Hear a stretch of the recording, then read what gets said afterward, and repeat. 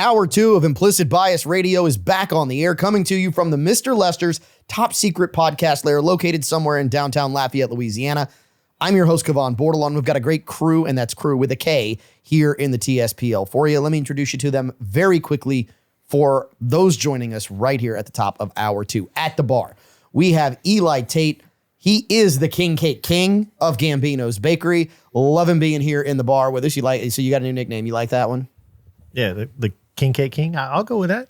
I mean, because Gambino's is the king of king cake. So if I'm the King Cake King, KCK. So you're the KCK. Okay, KCK. good. Yeah. I was worried that was 3 of the same letter, and that would have been really bad. No, we're good. All right. Then at the bar with him, we've got Brian the Virus Harmon. Yes, he has gone viral on the show. Actually, he's gone viral on Instagram from when you were on the show. 300 and almost 20,000 views, 316,000 views, something ridiculous like that. On the way to 500 is the way I like to describe it. On the way to 500,000. Do you know how much people would pay for what you did? That's lightning in a bottle. The I don't expect engagement that that again. It was fortuitous timing. Good question. He lined it up, and I just kind of answered from the cuff real quick after about 4 whiskeys. So y'all No, yeah, the not comments on this show. The comments weren't kind to me. I was struggling to maintain rational thought, but it came from the heart. It's just something that all of the people that I've been listening to, starting with Rush Limbaugh, a whole host. His dad is on that list as well. So his dad, what he means by his dad is Walker's dad, who is also a radio host based out of here in Lafayette, who is, like us on the conservative side. Very much so. But these are things that we all kind of know. And, you say the comments weren't kind to you. You really got to break that down. I had such a blast reading that. You've got to break it down, though. I mean, it's got over 14,000 likes. There's 500 comments. Of those 500 comments, maybe half of them don't agree with you or are saying stupid things like prove it after the proof has been come out. I mean, Doge has a website. That's the most favorite part about it is I was 100%, my assumptions were 100% correct. I might have been struggling to articulate it in the best form, but it's 100% accurate. I mean, we have, the American taxpayers, unfortunately, are the biggest suckers on the planet, and we have been for some time. I'm just sad. It's not done yet. We've only just begun, but we have to right this ship. The country's broke. There's going to be broken eggs. We're recording on a day today where the asinine comments of the Canadian Prime Minister went out today in response to the new tariffs being set by the Trump administration.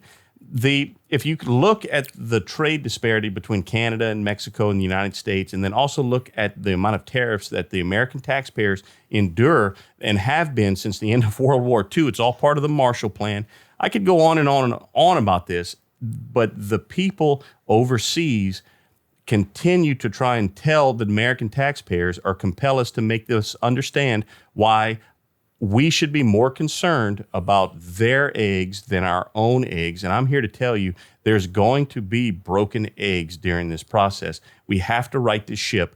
Trump was elected in a very convincing fashion to do the job, and he's doing, in my opinion, he's starting to do the job we all wanted to see. So ring the bell, first of all. And here's why I say ring the bell. Very few people, when you start talking about tariffs, and we're going to get into this more. I kind of want to take a break from this because we were talking about the Ariana Grande, MK Ultra stuff, and I wanted to come back to that, but we're here, so let's address it. Very few people, when we start talking about tariffs, recognize how heavily the U.S. has been tariffed with all of our exports for decades. You have the Canadians saying, these tariffs aren't fair. Well, is the 600% tariff that you put on American meat, and that's not specific, but they do put a more than 100% tariff on American beef going into Canada. Is that fair? Wait a minute. The tariff that you put on American whiskey, the tariff that you put on any American product, is that fair going into Canada? The answer is no. The answer is no. We have been giving away essentially what should be our fair share of the Canadian market and letting them have more than their fair share of the American market. And here's the really funny part. When you look at the amount of goods that are consumed in the US that come from Canada versus the amount of goods that are consumed in Canada that come from the US, for those who don't know, it's called a trade deficit. It is massive. We consume almost nothing that comes from Canada. Almost nothing. Which made his comments today that much more asinine. Because now they're like, oh, we're going to tariff your stuff. You need your stuff. They glance over that fact. Like, you need our stuff more than we need your stuff. That's the point. Essentially, you are taxing us to your own detriment, as opposed to going, okay, look, it's not a bunch of stuff. They're just afraid about losing the little bit that they have. It's really interesting to see that they basically have zero leverage in this argument. And while it might cause short-term disruption, long-term, they've got no cards. I agree. Yeah, 100% agree. It's definitely above my pay grade, but from what I can take from this, numbers-wise, I mean, you don't have to have a specialized degree to be able to read data, okay? And that's all the trade deficits are and the tariffs and international. It's just data. And it's very easy to come to the conclusion that we live in the world's honeypot. They need our market more than we need the rest of them. Unfortunately, for reasons that I can't get into, it's not my area of expertise, but we have and I say we, it's our elected officials over the last it's been going on longer than that, but since the end of World War II, our policies have sent our manufacturing base overseas, across the border into Canada, down into Mexico, into China. There's other examples of it. Tech support seems to be in India. Maybe that's just me, but manufacturing-wise, it's all over, and the detriment has been to the American middle class, which has been the gold standard for a century plus. And enough's enough. The country's broke. It is. We need to face the reality, because things. The old saying. Fortunately, I haven't had to endure it. But how did you go bankrupt? Well, very slowly and then all at once seems to be a pretty accurate way to describe bankruptcy. We're on that train. And the people on television or social media are screaming at us to not put the brakes on. And I see the Trump administration trying to put at least the brakes begin to be pressed. I hope to see more of it. Again, there's going to be broken eggs. We have a tough time ahead of us. I hope we have adults back in charge. We certainly didn't for the last 4 years. Something was off with what we saw. You make your own conclusions, but don't pee down our back and tell us it's raining. All right. Something was off there, and everything seemed to speed up. The amount of spending the country was doing, the influx of illegal aliens, which is another we could go. Yeah, that's another rabbit hole. That's another rabbit Definitely. hole we could go down. But I'm very thankful that the election went the way it did. I'm willing to give the Trump administration the leeway to do what it is, to work the mandate that I believe they were given by the American voting base. And it's not going to happen in a month. It's not going to happen in 3 months. It's going to happen in 4 years. I think the pace that he's been on since he's been elected, he is going to maintain. And we're just at the start of it. Maybe this is all wishful thinking, but I like what I see thus far. Yeah, obviously you do. Because, I mean, you just preach, brother. Can I get a witness from the congregation? Ring that bell. But back to the tariffs, I'm really like, if you bring it like to a local perspective, I mean, we're known here in Louisiana for our seafood. Like, This is a big one, and I'm glad you brought this up, Mike. I mean, I really think about how much better I know they did a test here recently on restaurants here and along the Gulf Coast that actually say, they have Gulf shrimp, and it's not even, it's a foreign shrimp. I don't know how exactly they figured that out, but with the testing, but it was eye-popping to me to see the restaurants here in town. They didn't say who didn't, but they said who did. They said what percentage, they gave you who was serving Louisiana seafood. Great. Versus who was not. Essentially, and I'll tell you how they did it. They went into the kitchens and they started examining product before it was cooked.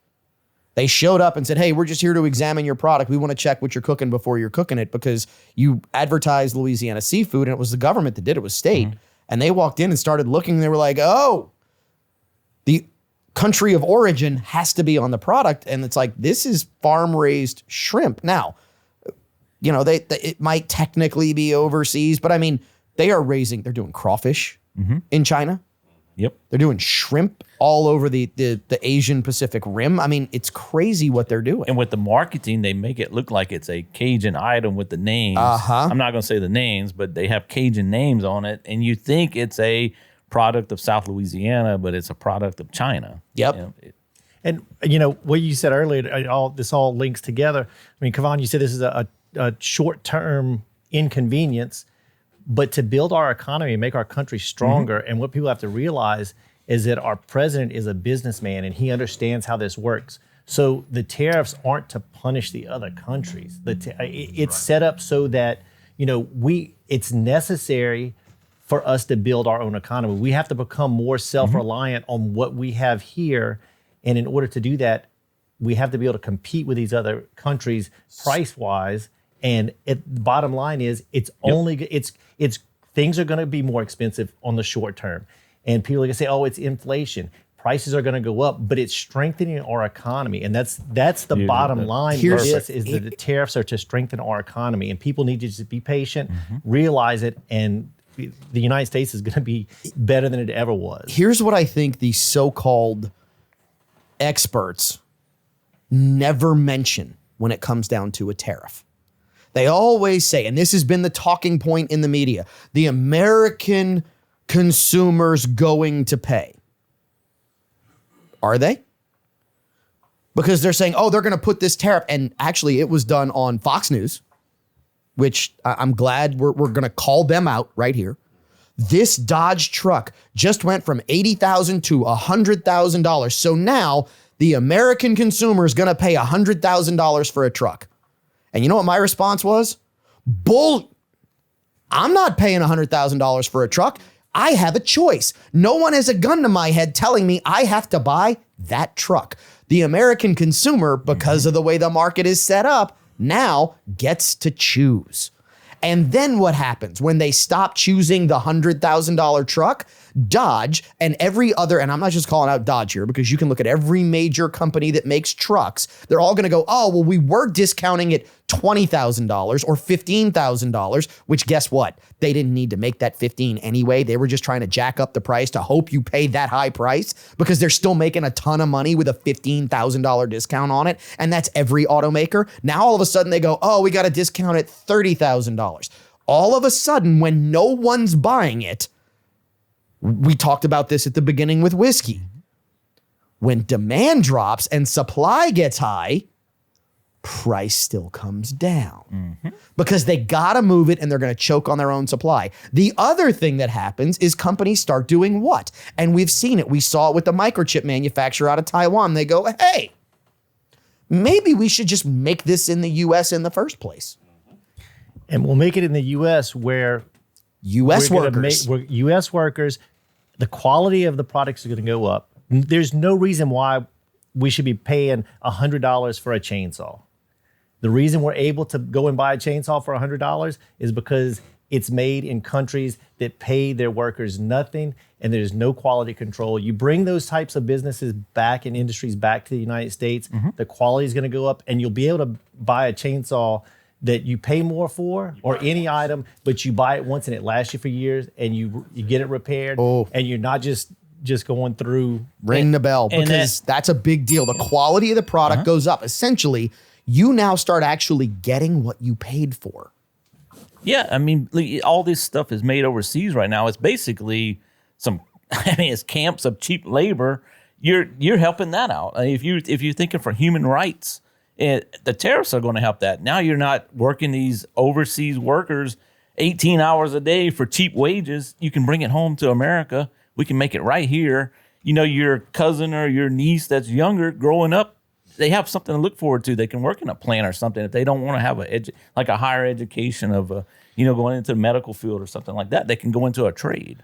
And that conversation of what it does in the beginning, and this is a bigger conversation because I'm going to say something. I am not a financial advisor. I am not an international economist. I believe the system we are in today has to crash.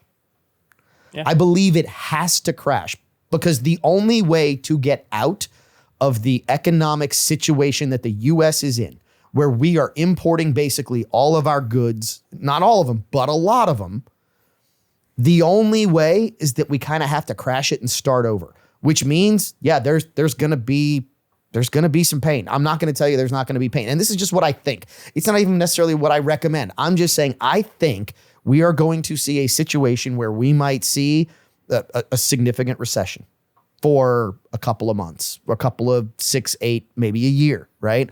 I think we might see, and this I wonder if the media will say it's transitory. Yeah, I'm sure they will. Or I wonder if they're going to change the definition of a recession to keep it from being an actual recession. The other thing I think we're going to see, and this is going down a whole different rabbit hole, I believe we see potentially the crashing of the Fed. I think we see the Federal Reserve System in the U.S. get exposed at the very least for what it is. Because remember, many people think Federal Reserve Bank, I love that they put Federal Reserve Bank like it's a federal bank, and it's not a federal bank. It's the Fed. It is the Federal Reserve. It is a bunch of private people who own it, not you and me, not the U.S. government. It is a bunch of private people who own it. They now report to the Treasury because under Trump's first term, one of the last things he did was align them to report to the Treasury. Oh. Little known fact. But I think we see an exposure of the Fed because if Doge comes in and audits the Fed, ooh. Yeah, we see it now. And Trump just eloquently transferred the target on his back into Elon Musk's back. But you see the knives out for Doge, and it's because they threatened the Apple Cart, which I think is what I had mentioned in the viral hit. But to what you were talking about, tariffs. The tariffs are a negotiating tactic. That's all that is. Agreed. It's going to change. He's going to pull them. He's going to raise them. He's going to reduce them. A whole host of things. And I can't wait to see how this plays out. I really like what I'm seeing thus far. And another negotiating tactic is Walker giving me the 1 minute finger and Brian giving us 4 minutes worth of content. That is fine because Implicit Bias Hour 2 rolls on. It's always more fun. Stick around as we come back as we solve more problems of the world, more Weekly Whiskey right after this.